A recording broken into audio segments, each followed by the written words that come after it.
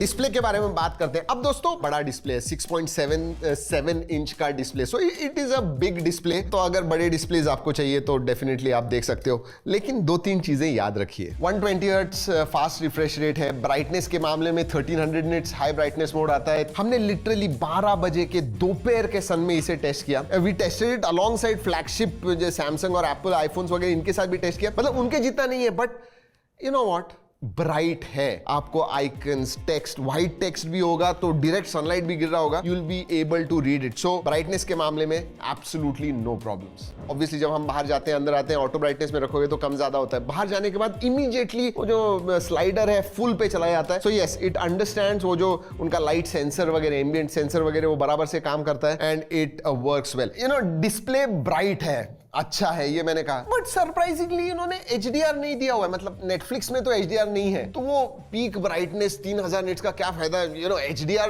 में वो bright and dark spot जो होते हैं, हाई डायनेमिक रेंज होती है, तब उसका फायदा होता है। ऐसे नहीं है, डिस्प्ले अच्छा है, इसके व्यूइंग एंगल्स वगैरह अच्छे, बड़ा डिस्प्ले है, बेजल्स भी यूनिफॉर्म है सब जगह से, बट HDR का सपोर्ट नहीं है नेटफ्लिक्स में। यूट्यूब में है, लेकिन उधर भी हमने एक बहुत ही इंटरेस्टिंग चीज देखी। जैसे ही मैं HDR पे डालता हूं यूट्यूब का कंटेंट देखने के लिए, जो YouTube का UI है ना, वो स्लो हो जाता है। मुझे फॉरवर्ड करना है, पॉज करना है, प्ले करना है, you know, it stutters there. So although HDR is there, I will prefer not to use it, क्योंकि मुझे वो स्टटरिंग वगैरह नहीं चाहिए। ब्राइट होने के बावजूद HDR तो देना चाहिए था, मतलब HDR इन नेटफ्लिक्स देना चाहिए था, और वो UI के इश्यूज है, अगर YouTube में भी है, it should have worked well. अब और एक चीज होती है जो जनरली हम बात नहीं करते, बहुत सारे, कोई भी, मुझे नहीं लगता, मैंने तो नहीं सुना है किसी रिव्यू में, बट आपका जो फिंगर ग्लाइड होता है स्क्रीन के ऊपर, कभी कभी कुछ स्क्रीन के ऊपर ना आपको थोड़ा सा यू नो रेजिस्टेंट महसूस होता है। किसी पे you know it glides very smoothly and then UI भी रिस्पॉन्ड करता है, but even the display quality is good. So